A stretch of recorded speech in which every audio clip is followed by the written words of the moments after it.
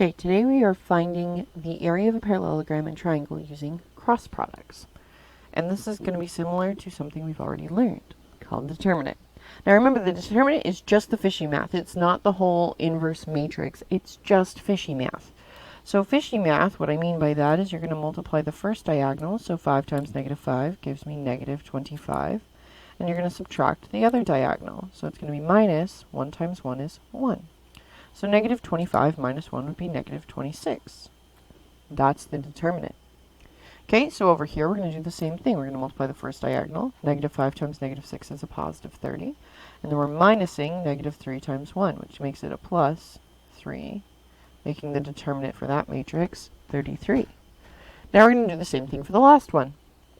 And we're going to multiply the first diagonal. We get negative 6. And then we're going to subtract the second diagonal. So subtract 10. And I get negative 16.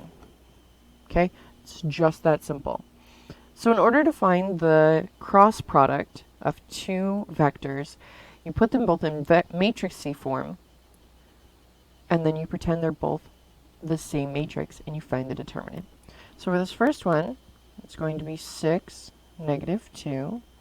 We're going to find the cross product with 4, 1. So here's where we do some fishy math.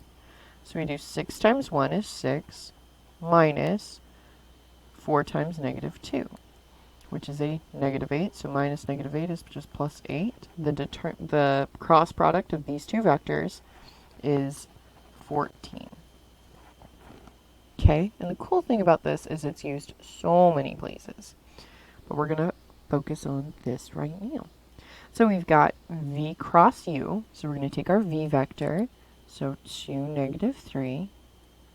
We're going to cross it with u. So u is 5, 1.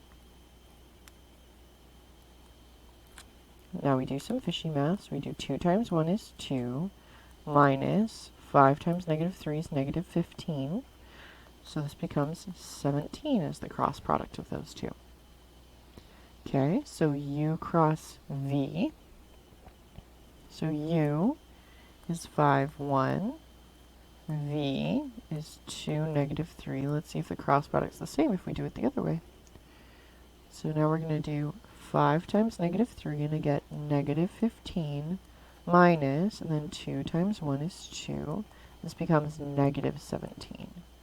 Interesting. So if we do the cross product the other way, we get the opposite number. All right, I want you guys to go ahead and find the cross product of W cross V. And then we'll come back together on this slide right here. We'll talk about cross products and area.